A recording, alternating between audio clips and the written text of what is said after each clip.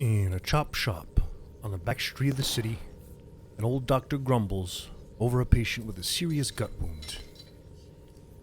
With half-hearted sigh, the old doc sets to work. You'll check your insurance later, but right now, this kid's life is on the line. A hacker screams as her cybernetics begin to fry. Before she hits the ground, the cyber surgeon is at her side, using nanobot healing. Although the Hippocratic Oath is a thing of the past, most doctors agree on one thing. It's best to heal first and ask questions later. Without docs, the casualty rate among the denizens of the city would surely be much, much higher. To a doc, helping allies and hurting enemies is all in a day's work. That's right, talking about the doc. Welcome back, all those real rats, cool cats, chumbas, all my cyberpunk friends out there. We are getting into the next discussion, but before we do, be sure to subscribe and click the bell, get notifications if you like this type of content. Like it, dislike it, either way, just tell me why. Love the feedback. Be sure to keep your eyes peeled over on Twitter. All social media links are below for myself as well as Dragon Turtle Games. If you have not checked out Carbon 2185, I highly suggest it if you are into the cyberpunk genre. And we're going to get into it. The docs who care for our bodies, our hearts, and our cybernetic arms. As always, when you're creating your characters, be sure to be in tune with your game master. Ask questions like, where did you learn your skills? Were you formally trained, or do you rely on data implants? What's your opinion on cybernetics? Are you for or against organic movement? That's a little homebrew hint there. Wink, wink, nudge, nudge. But don't hesitate to reach out to your GM. They are there to help and guide you on your journey to the cyberpunk world of Carbon 2185. First up is hit points.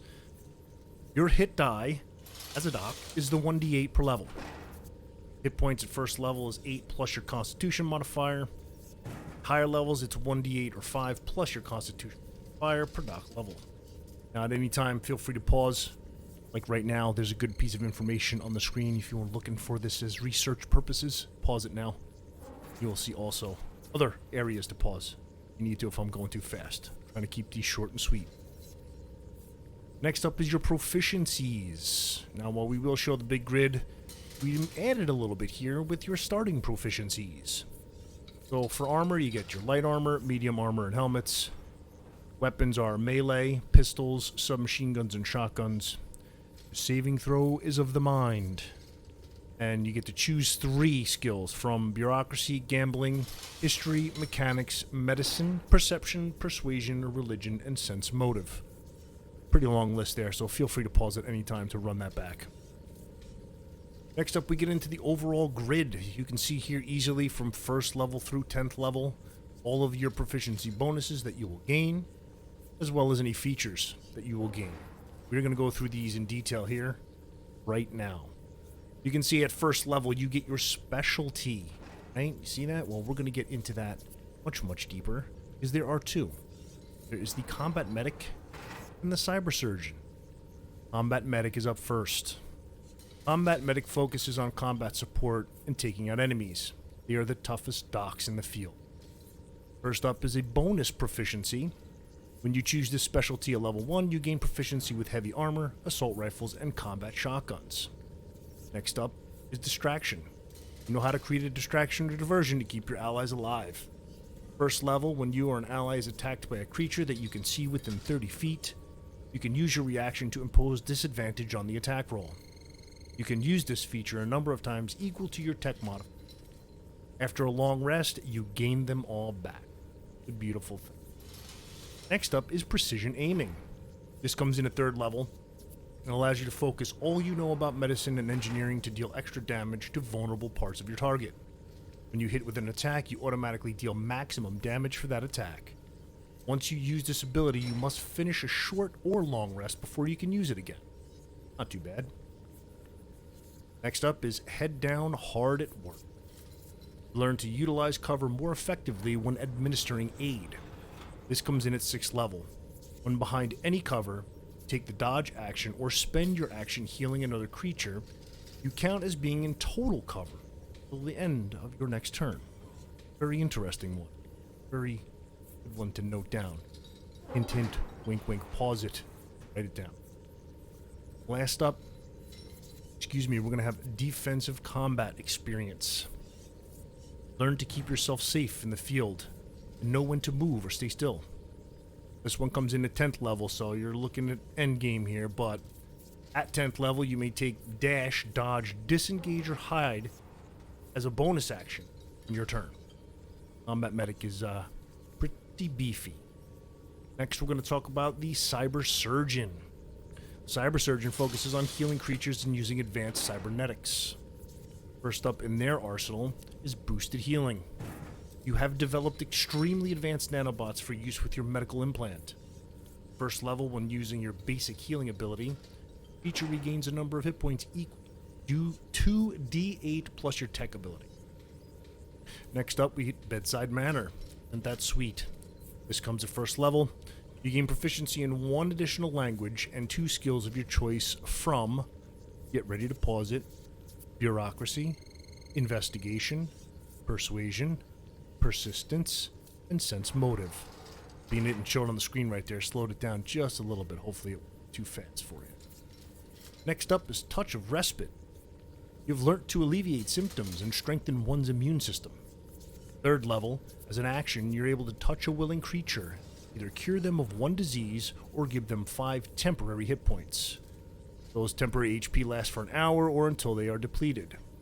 You may use this a number of times equal to your tech modifier. Regain the expended uses at the end of a long rest.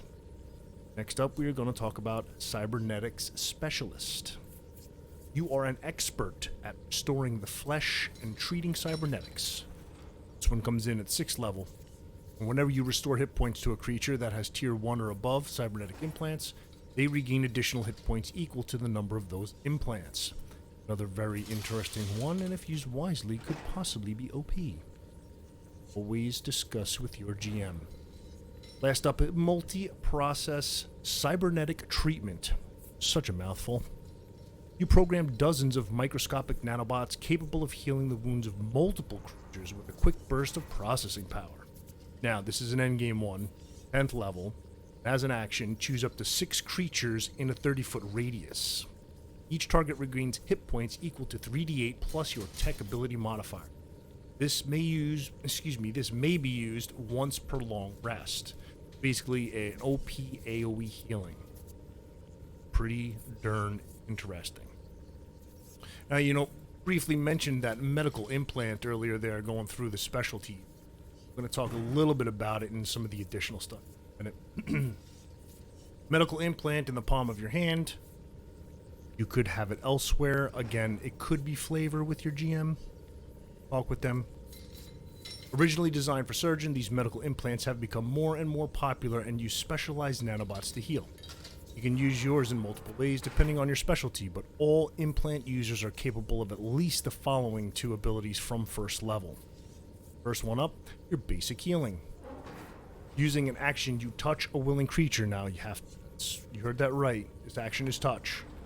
That creature regains a number of hit points equal to 1d8 plus your tech modifier. You can use this ability twice before completing a short or long rest. Next up is the quick heal. Using a dangerous modified stimulant, you're capable of helping those around you rapidly. As a bonus action, you may touch a willing creature, allowing it to regain 1d4 hit points per level of dock that you possess. You can use this ability a number of times equal to 2 plus your tech modifier, minimum of 2, and you regain all expended uses at the end of a short or long rest. Good old docks, always coming through in the clutch. So at additional levels, you have a couple of other things.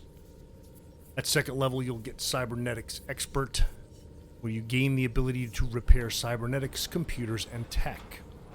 You can use a bonus action and expand 1 part, quote-unquote, worth 100 wanlongs to repair a single break or tear in an object that you are touching, such as a broken display, severed cybernetic finger, smashed light, on and on and on. This is a flavoring thing, right? What's allowed, what's not. The break or tear may be no larger than 1 foot in any dimension for the repair to work. Next up, 2nd level, you got Patch 'em Up. Aid your allies when they take a short rest. At the end of short rest, each creature that you have shared the rest with may gain an additional 2d4 hit points. This healing increases to 3d4 at 8th level and to 4d4 at 10th level. That scales up nicely as your character does. Next in line is expertise. This comes in at 3rd level. You get to choose 2 of your skill proficiencies. Your proficiency bonus is doubled the chosen proficiencies. It's a good one. Write that one down. Next up, coming in at 4th level, character improvement.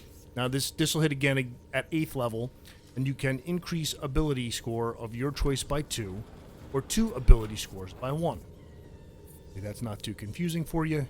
If it is, let me know in the comments below. Next up at 5th level is long range strike. You reverse engineer your medical implant with the option to deal serious damage.